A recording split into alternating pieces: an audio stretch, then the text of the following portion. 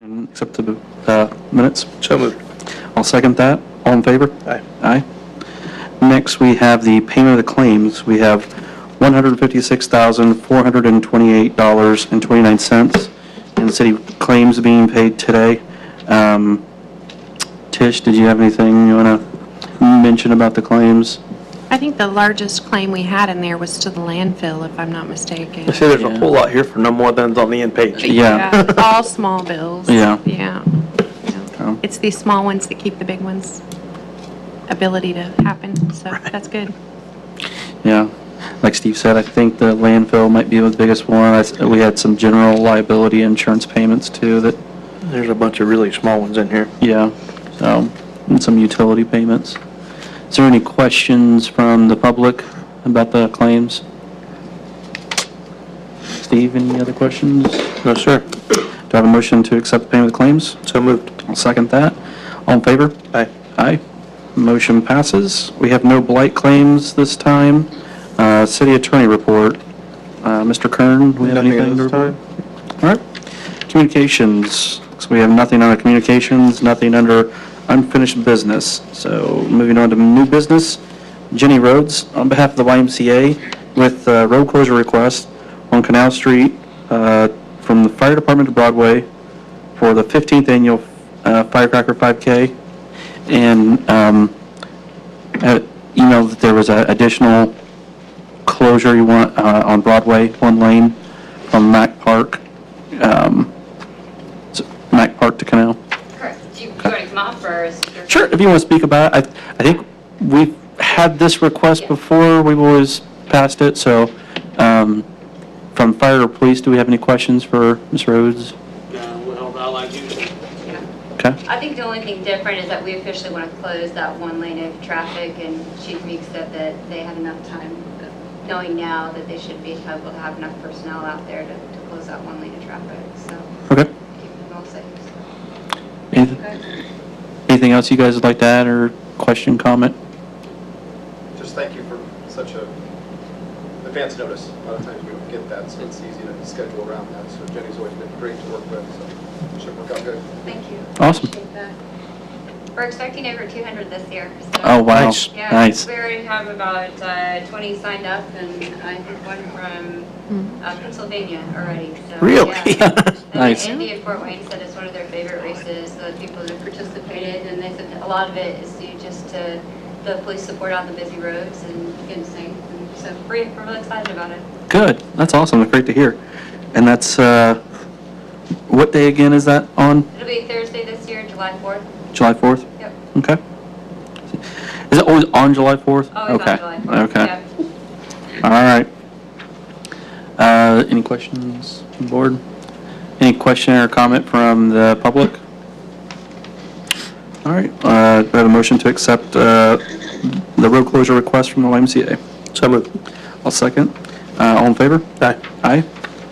Aye. Next, we have Angela Case, on behalf of St. Vincent de Paul, request for 2 handicap parking spots in front of the store at 30 West 7th Street. So, would you like to talk to us about maybe like what you're experiencing there or what prompted it? Yeah, we have a lot of older handicapped people, and it's kind of rough to park. You know, we don't have a lot of parking spaces, so we'd like to get some in front of the store where they can park, be easier access for them. Is there any handicap spaces on 7th Street in that block? I don't believe there are any there, to my knowledge. There was one up by the circus office. Oh, is there? Okay. Where are we at here? On my binder. On 7th Street, next to the circus. Oh, okay. All right. Thank you.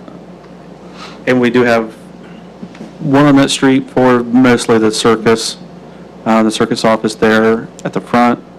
My only suggestion would possibly start with one handicap parking spot, just because it does obviously restrict it from use for the general public. So you want to try to make sure you're serving both communities there, but Isn't this moving to the, Eventually, but it's going to be quite a ways down the road. Okay, that's what I was wondering, what the time frame was, and go ahead and put signs up when it's something that in 3 to 6 months, if you're moving. Oh, no, it's gonna be probably 2 years. Okay, That's what we're shooting for. okay. Mhm. Okay. Mr. Wolf, you have any comment? Yeah, that, we won't even have to put a drive a post because we could use that utility pole right there in front of the building. Okay. There's There's a that, the pole right one there that do not block driveway, you still need that because you guys use that overhead. Either way, we've got a couple spots, we don't even have to drive a post. Okay. We could just melt down a symbol. Okay. Would you guys be okay with starting with one and seeing if that fills the need? Like I said, I hate to put too many, too much of a bottleneck on people parking. And I do understand there's a need, especially for, maybe your particular clientele tends to be more elderly in the handicap, so. We can take down that do not block. See, there's an overhead door right there. Mm-hmm. I think it was There- the business There's a before. sign Gotcha. says do not block driveway to that overhead door. Well, that's a spot we can leave open for general parking. We can put the Right. handicap right in front, right off of their front doors. Yeah, that'd be great.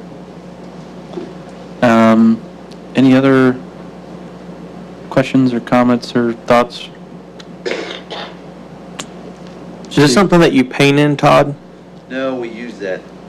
I don't like painting them simply because it just doesn't last as long, and then car drips oil, it gets it on it, and it just, we use that thermoplastic meltdown. It's a big blue symbol. And we just- But it would be it would actually be blue on the street, okay. I didn't know if it was just gonna be a sign, or if it was actually gonna be, Yeah, we'll melt it right down onto the street, and then we'll Oh, put a perfect. sign in. okay. Do you know, Dave, how old is that street there? How's, is that's not in our paving plan? I don't believe it is. I have to double check it. I don't believe that is. Okay, I think so. 7th Street's relatively new. gotcha. Any other questions or comment from the public? Steve, are you think one or two? I think one's sufficient for now and see how it works. I mean, if you see that it's not, then we can revisit it, but I think starting with one, I think is a good idea. Because of the alleys and all this, Right. the block offs there's not a whole lot of parking on that street anyway. Mm-hmm, yeah. And I know during circus time, a lot of parents are dropping kids off and picking them up. It can be hard to find a place, which, I think you're gonna have that regardless in that area, but don't wanna make it, more than what needs to be.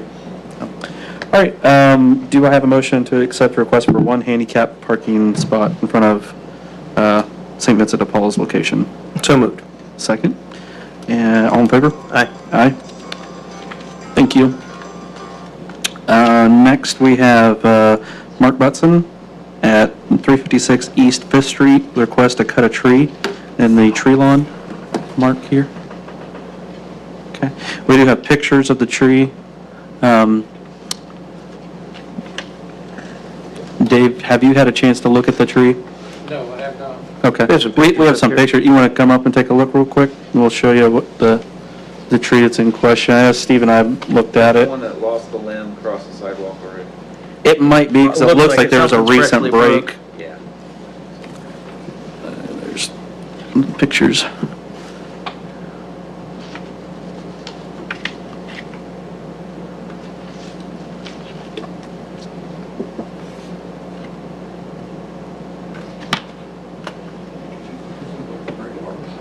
No, it doesn't look very big at all. Yeah. Not a whole lot of top to it either.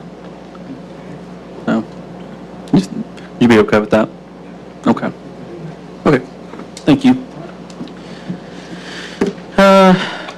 Anybody, we got some pictures here, I'm sure you guys can't see it, but it's at 356 East 5th Street. It's a medium-sized tree. There's a fork in the tree. It looks like there's been some significant breakage in the tree already, and looks like it's moving towards dying. Last limb. Yeah. Is there any questions or comments from the public on that. Steve, did you have any? No, he thinks he can take it down, I think it needs to come down. Yep. All right. There's nothing further. Do I have a motion to accept the request to take the tree down at 356 East 5th Street? So moved. Second?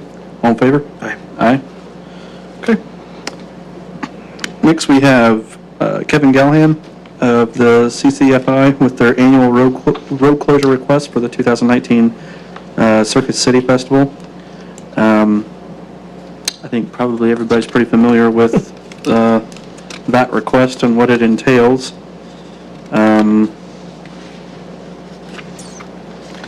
Looks like they're going to start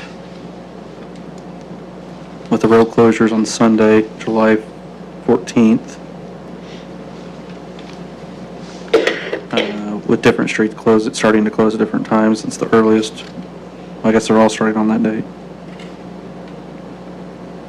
through the 21st. Is there any question or comment or anything we'd like to see differently or anything from the police or fire or street? Same thing every year. Yep. Any questions from the board? All right, do I have a motion to accept the road closure request for the Circus City Festival? So moved. I'll second. All in favor? Aye. Aye. Motion passes. Next, we have Matt Chilcutt. He's requesting for the Circus City Festival, the annual request for road closures and support for the Circus City Festival Parade.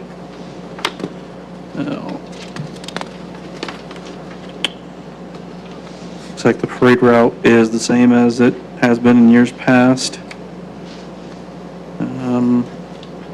And then they're requesting that the city require all vehicles to be moved from the route and staging areas by 6 a.m. on parade day. How do we go about that? I don't know if police, do we put notifications or street put notifications and let people know about? Parade route? Yeah, for the parade route Actually, removing. this past year, we actually started getting well, Todd does it actually, but these plastic signs that actually tell everybody, because in years past, we'd come in the morning and cars would be parked there, and we didn't know if we would be liable for the tow bill because they weren't giving any advance notice. So we decided last year, Todd and I got together and decided it'd be best to give some type of notice to allow people to move those. Right. And how do we put that notice up? Is that We on? just have a orange placard, plastic placard that we post, 3 or 4 per block on each side. Gotcha. It says no parking, police order. Gotcha. And then we make sure everybody knows it's a event. Right. So if you live there, you can swing back in there after the event's off, because they set through Sunday also. Mm-hmm. Okay. Is there any other questions or any concerns with the parade route closures or clearing the streets? Anything else from the board? All right. Do I have a motion to accept the request for the road closure and street clearing for the Circus City Festival Parade? So moved. A second. All in favor? Aye. Aye. Motion passes. Next, we have Mike Meeks, Chief Meeks, with a request to implement General Order 11-2, sobriety checkpoints, and amending a General Order number 7. Yes, thank you. Sobriety checkpoints, we have participated in Operation Pullover for going on our 25th year now, since it was implemented by the state of Indiana. And up until last year, our prosecutor's office had always, it was their wish that we did not participate in those, just because there was a lot of case law and then there's a lot of, a lot of people in the public don't agree with sobriety checkpoints, let's put it that way, as far as prohibiting their rights of movement and such. But last year, our prosecutor then, Bruce Embry, and our current prosecutor, Jeff Sinkovich, have agreed to go ahead and allow us to do these sobriety checkpoints. And as part of that, and through the Operation Pullover program, through the Criminal Justice Institute, you have to have a sobriety checkpoint standard operating procedure before you can proceed with those. Gotcha. So I do apologize to Dustin. However, we did about 3 or 4 months ago, actually had the prosecutor's office help us to implement this, write this up. So it has been given their stamp of approval, if you will, that this looks good to go forward with conducting sobriety checkpoints in the city. Okay. So it just basically spells out everything you have to do, which the courts have spelled out exactly what you must do as far as giving advance notice to the public to let them know you're going to do it. Just to give you kind of an idea of some of the different things, like how many cars you're going to stop, like you're going to stop every 5th car, the things you can say to those cars or how you can proceed with those cars. I mean, if you don't smell anything, you don't detect anything, you must allow that car to continue on. You cannot detain them, and so there's certain parameters that need to be set out to do that. Gotcha. How many other communities around here do this?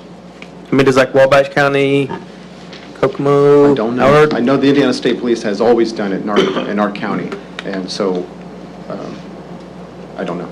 Sorry. I just know for years they've always had them in Peru, but I just didn't know if the other surroundings done the same thing. Right. Would, I guess maybe asking where it would be inappropriate for to say to the public. We usually try to base it on crash data Okay. and arrests that we've made in the past. So where is our safety for our public most in jeopardy? Mhm. So if we figure that there are crashes here, we've arrested more people in this location, and we can move it. I mean, you don't have to, you just have to announce it's going to happen, but you don't have to give that location. And obviously nowadays with social media, Oh, people- usually within people about move 15 quick. minutes, everybody knows. Yep. Oh, yeah. So it's a smart idea to try to move it about every hour, but it's also pretty tedious too, because there's a lot of setup and tear down that goes into that. So when we conduct one, I typically think we'll see it go for about 2 hours, but beyond that, I don't think it's going to, and quite honestly, it's not about the arrest, it's just about making people aware. You know, if we can make one person not drive their car home that night, Right. we've done your our job. job. Yeah. So If people at the bars know they have checkpoint out, then they're gonna. Oh, I don't even want to risk it. I don't want to drive. No. sometimes I just want to put it out there, we're having one every week, and then that way maybe Right, everybody's right. not drive drunk. So, Yep. but yeah, that's kind of the gig. Okay. And so the second request for the general order number 7 then? Yes, it is. Okay. On that, Colton Pittner, one of our officers, one of our detectives, has recently become our second firearms instructor, and him along with Sergeant Rod Richard looked at this and then going through past case law, and if people don't know what case law is basically kind of what it is. It's a case that happened in court, and the courts have said this is certain things that you need to change or certain procedures that you need to follow. And then in addition to that, we've also received some information from the Indiana Law Enforcement Academy as far as certain parameters and certain guidelines that we need to follow when it comes to our firearms training. So we've just done a little bit of verbiage change. For the most part, it stays exactly the same, but there's some verbiage change in it, and that's basically it. But it's just a revamp of that standard operating procedure to make sure that we're right where we need to be as far as how it words and where we need to stand with our training. As you can see on this, I've highlighted, or I've put what the red is the changes, the lines out are the things that we'll take out of these. And so I don't think we have colored copies. If you look close enough, you can bad? kind of tell Okay, now I folded see. and whatnot. Did I mess up and try to save 9 cents a copy instead? Sorry. Thank you. That was probably me. You probably, that sounds more like me. Well, I think I Is even this one- gave you all those. I think I gave you all the copies. I Oh, made okay. a mistake and put them in. I'll take and give you mine. Oh, okay. Yeah, this is just 11-2 over What do here. you think? It's just, yeah, sobriety checkpoint. Are they marked out or just highlighted? Yeah, there's some worked out and some are red. You can- Oh, yeah. You can kind of tell the Okay, I difference see that, yeah. if you look close enough. Yeah, yeah. I don't. Each officer is required to attend firearms training session.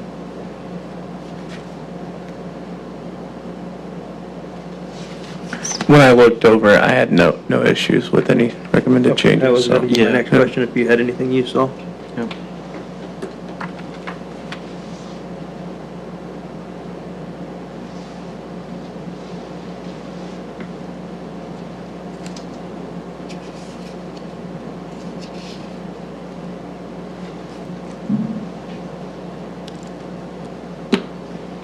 So what is, I guess, what's the goal with the changes? What was kind of like the thought we wanted to? And just kind of staying up to date with what they say the verbiage should be in these things. Gotcha.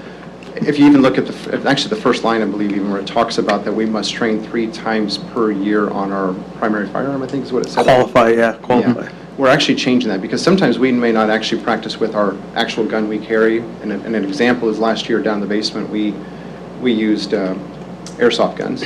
So we may set up scenarios down in the basement where we actually put up fake walls, play loud music, so as if you're going into a domestic dispute type situation. Turn off all the lights and you have to only use your flashlight. So in that situation, we actually have live people, so we have to use airsoft guns in that type of situation. So that's considered a firearms training for us, though, too. When are you going to use your firearm? How are you going to use your flashlight? If someone's injured, how to use a tourniquet on that person to bring them back to safety. So there's different scenarios that we may set up where it doesn't require a firearm in that scenario, but it has to do with firearms as a shoot or no shoot type situation. Okay. Makes sense. Gotcha. Okay.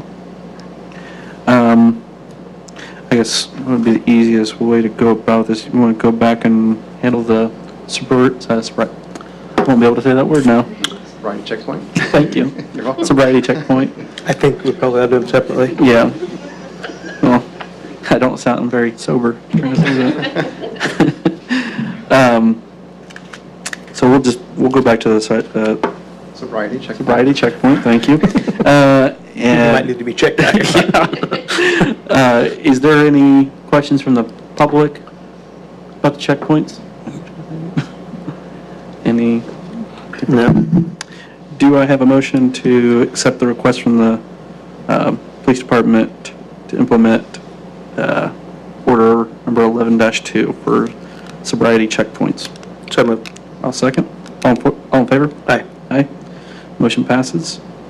Moving on to the general order number 7, the firearm training. Is there any questions on that from the public?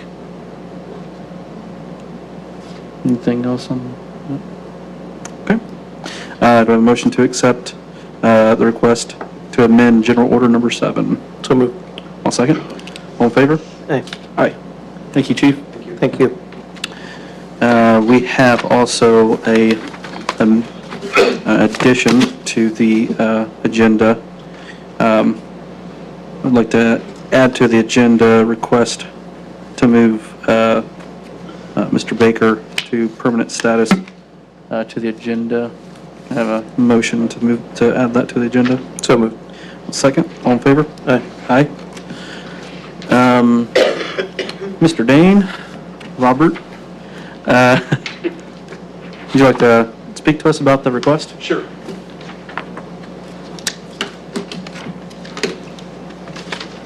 The fire department brings to the board tonight Kevin Baker.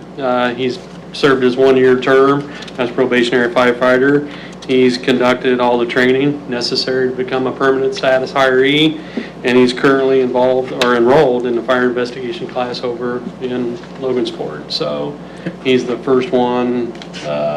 He's actually Mulligan's replacement. So with all the retirees, he was the first one coming to you. So Kevin does a great job with everything. Good representation of the department. So we ask that you guys approve this for us. All right. Thank you. Any questions? I think you answered them all. Is there any question or comment from the public? All right. Do I have a motion to accept the request to make Mr. Baker a permanent status at the fire department? So moved. Second. All in favor? Aye. You guys were Thank you, guys. supposed to mess with us. I know. Thinking about it. We heard he was messed with a little. All day long. I was. You're a trooper. Thank you very much. Yeah. Glad to have you. Is there anything else to come before the board? Seeing none, do I have a motion to adjourn? So moved. Second, all in favor? Aye. Aye. Thank you, folks.